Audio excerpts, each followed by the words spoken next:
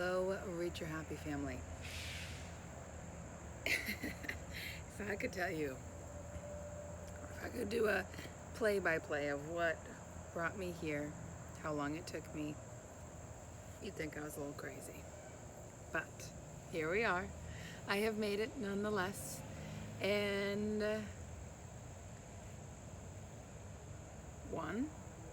let's talk about how you do always know what's in your best interest, but sometimes your own fear gets in the way of that knowing. So you may know it on the deepest level, but cannot access that knowing because there's some fear of judgment, there's some fear of something. So what do you do about it? Well, you can't do much about it other than move forward in life and understand that it's okay to be wrong, to make a turn, to make choices that are not exactly what you wanted. Don't yield the results that you really want. That's okay. So I'll give you an example. Today, I'm like, you know what? I'm going to do a video, but I want to be outside. I want to do my yoga first. Okay, yeah, we can do that. And I'm thinking in my head, all right, well, there's like enough furniture out here to set up a camera, right? Like, I'm thinking, yeah, there's enough furniture. And I'm like, oh, this could be difficult. It could be a challenge to try to set up the camera in such a way where I can talk comfortably and not have to worry about it falling. And I went back and forth in my house. I'm like, are you sure you don't need the camera stand? And I'm like, yeah, I don't need the camera stand. Yeah. So I come out here. I spend far too long trying to set it up. So long that I actually have to go inside, charge my phone a little bit, go to the bathroom, get a drink. Okay. So my go-to thing normally would be to criticize myself for not thinking that, for not knowing that, of course I'm going to need the camera stand. Like, why wouldn't you? That's my go-to thing. I'm just going to try to get some light in here. Hello.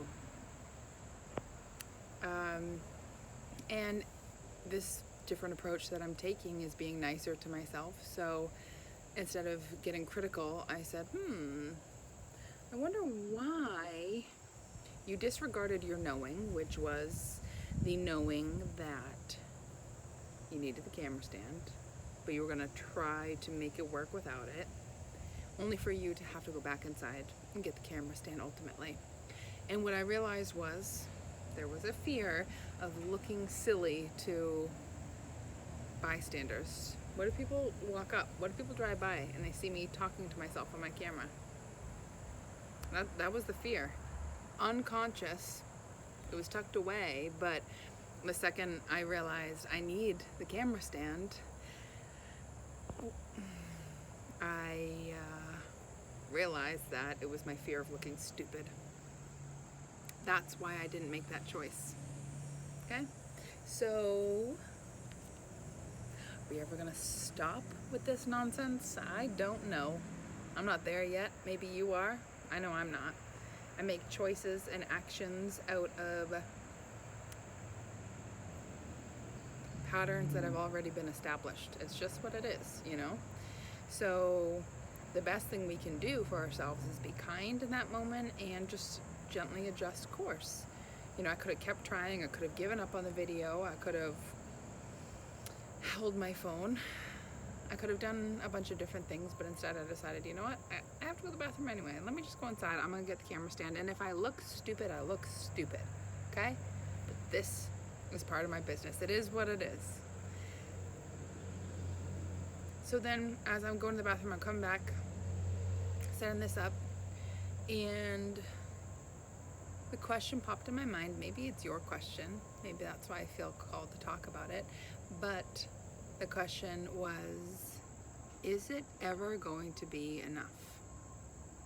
And I'm like, what an interesting question. Is what ever going to be enough? I heard money. I heard myself. I heard my body. I heard my relationships. I heard my resources. So, what an interesting question. Whoever it is in the collective consciousness asking that question. Will it ever be enough? My first thought is no. No, it will never be enough. You will never have enough money. You will never be skinny enough. You will never be smart enough. You will never have enough time with people you love. There will never be enough. That's one way of looking at it. But it kind of hurts my stomach to say that, you know. The other way of looking at it is enough as it is right now. And the more I can focus on my acceptance of what is and appreciating what is here currently in my bank account, in my relationships, and my body status. My acceptance of what is equals enough. But I will circle back to why that initial response was no, you're never going to have enough money. You're never going to have enough time. It will never be enough. I think this comes to a very clear point, which I believe is we as a species are here to evolve, to always be having some sort of motion forward. So if our wiring is about having the anxiety in the morning to gather more resources, to make sure we have enough food, enough warmth, enough. If our bank account never seems like enough, well, what does that help you do? It helps you to strive forward, to be creative, to want for more, to think of different ways to gather more resources. So instead of viewing that feeling of not enoughness as something's innately wrong with you, or that something's missing, what if we started to accept it as just a part of our experience? This feeling of like, ooh, there's still more that I want, you know? There's still more I want to experience. There's still more money I want to earn. There's still more love I want to share and words I want to speak, and more and more and more. Like, that is just the status quo of the human condition. However, that does not mean where you are is not enough. Just because you want more doesn't mean what you're currently experiencing isn't enough. But we kind of feel like it is that, you know? We feel like what we have, who we are, what we're experiencing isn't enough. So we're constantly striving for more. But I'm starting to really believe that the key to happiness is being as okay as you can be with what is, while knowing and sensing in your body that there is more to unfold, that there is more to earn, that there are more experiences to be had, more love to share, more connection. You know, like after Brad and I got married, and all the love that I felt and all the people that were there, and just like, oh, so good. I noticed I kept wanting to say, I want to do that again. I want to recreate that. And it's like, but do I? But is it that I want to recreate it, or is it that I want to tap into that level of love and presence and joy? And I can think of the faces as I walk up the aisle. I can think of each person I love and activate that energy in me right now. So is it that we actually need more outside of us, or is it that we need to be accessing what already exists within us?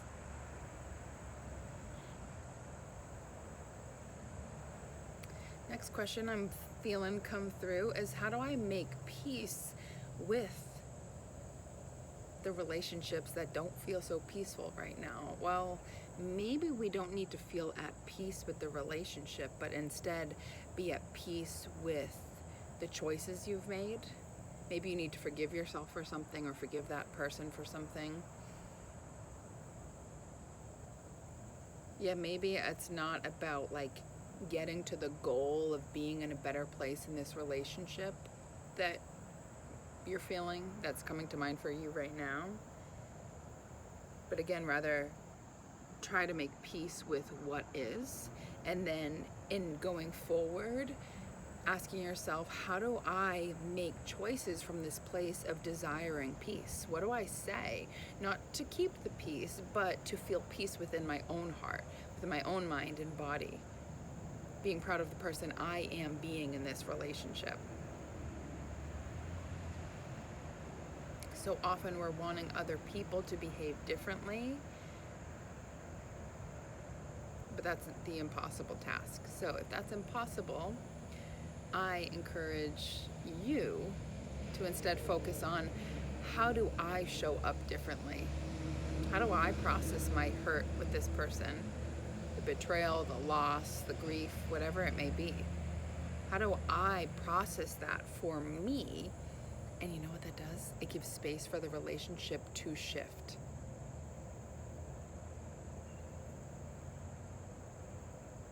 The next question I'm feeling coming through: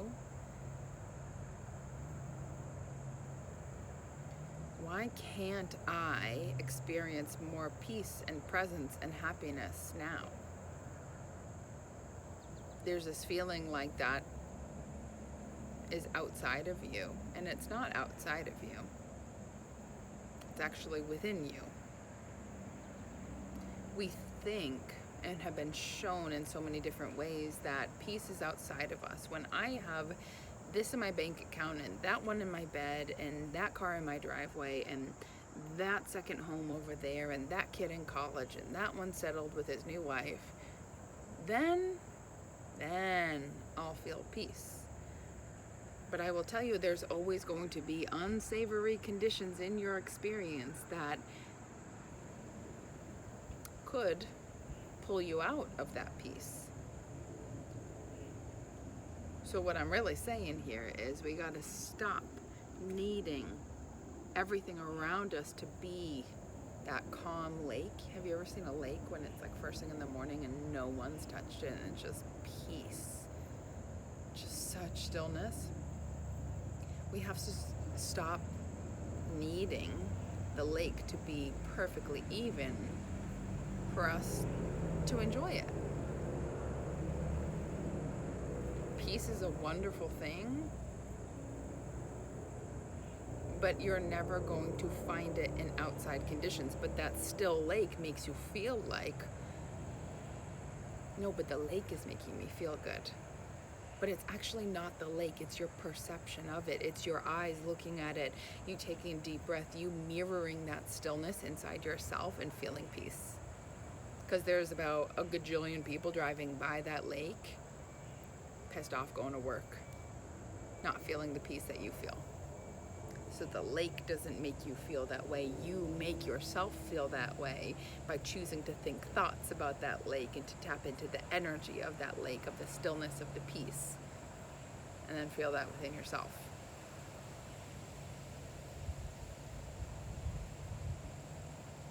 I'm just seeing if there's any other questions.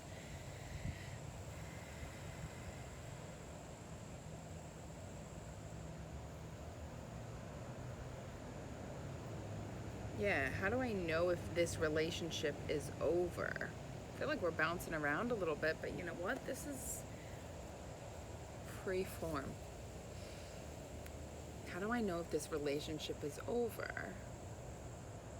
Well, yes, a relationship is two people, right? Two parties that kind of have to decide together to break it off, I guess. But ultimately, it's up to you. Do you feel like you're done?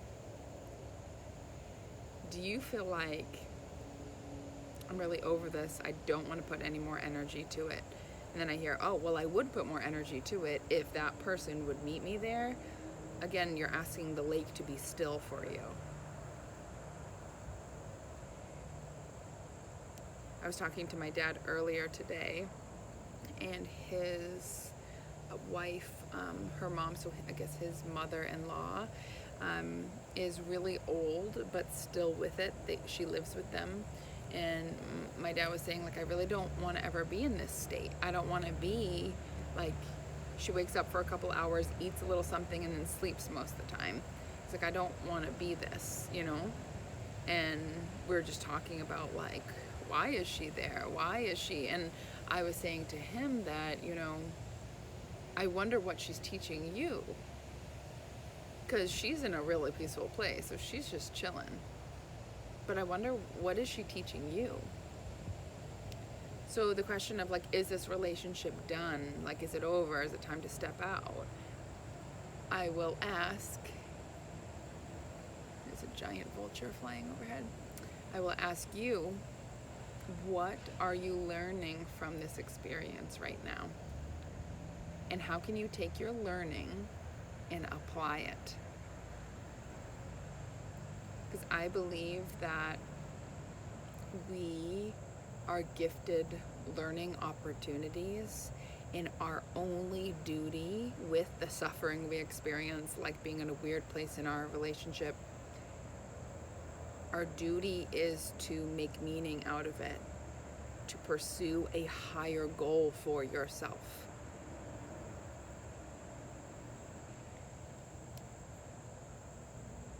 So, are you pursuing higher goals for yourself? Are you growing as a human in this experience still?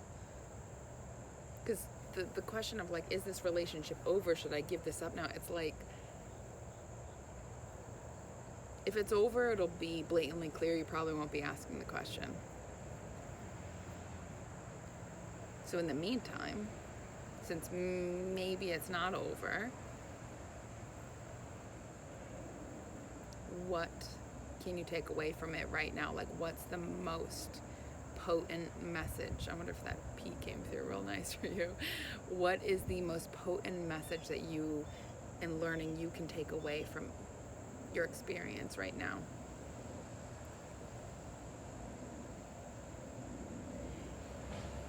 A question Brad and I were talking about is, are we living our highest potential? And I was like, highest potential? Like, am I living up to the highest possible good that I can be right now? And then I was thinking on it, and I was like, well, what do you think? And he said, you know, I feel like I could volunteer my time more. That's something. And I said, all right, well, I do volunteer my time. So he's like, all right, well, what's above that? I'm like, I guess giving more freely. Because sometimes when I am creating content, or, you know, on Instagram, I do like a question box where people can ask me anything. Sometimes I'm like, you know, I get paid for this. Why am I doing this for free? And I want to shift that, because I do it because it feels good and I want to help people. And the younger version of me, who wasn't concerned with her bank account, wouldn't care that she's not getting paid for it, right? Like 15-year-old me, I would just be happy that I was able to help somebody. That's my highest possible good, is to help and give. And actually, I am, oh my gosh, sorry. There is just a lot of insect situations down here.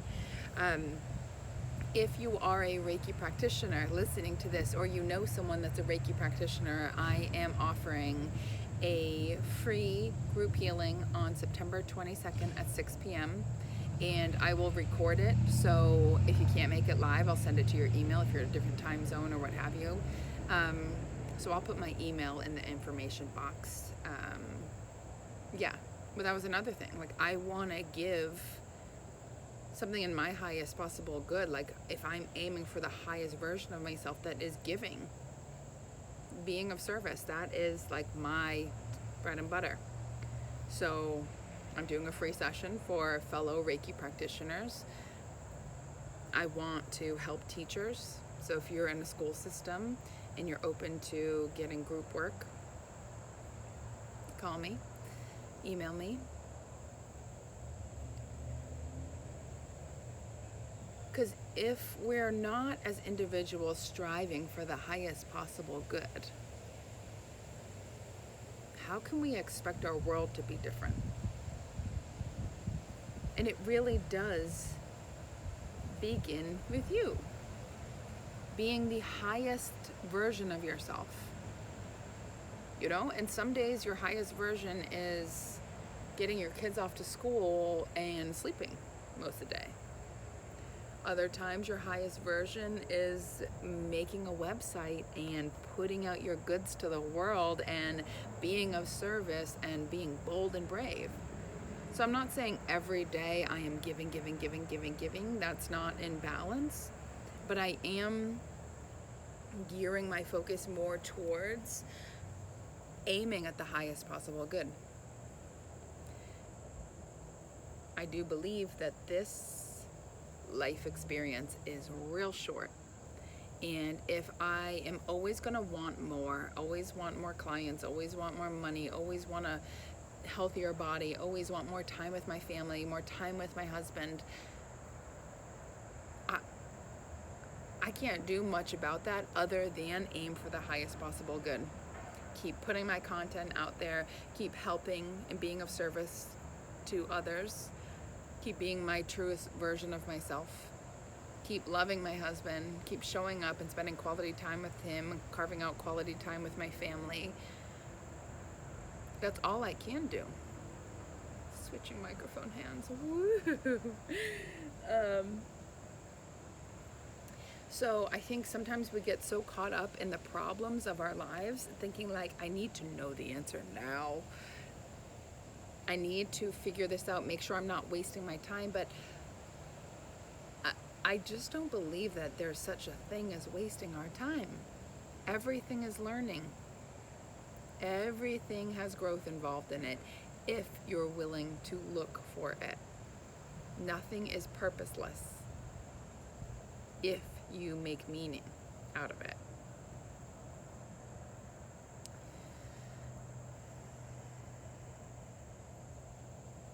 So I'm going to leave you with that question. What is the highest possible good you can imagine for you in your life? And your work is to just focus on taking those steps every day. Stepping one stone at a time towards your highest possible good.